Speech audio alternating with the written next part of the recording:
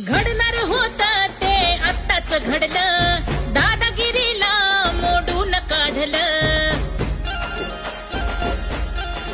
सगळ्या सोयऱ्यांच्या घुसखोरीला वडी गोत्रीत हाणून पाडलं.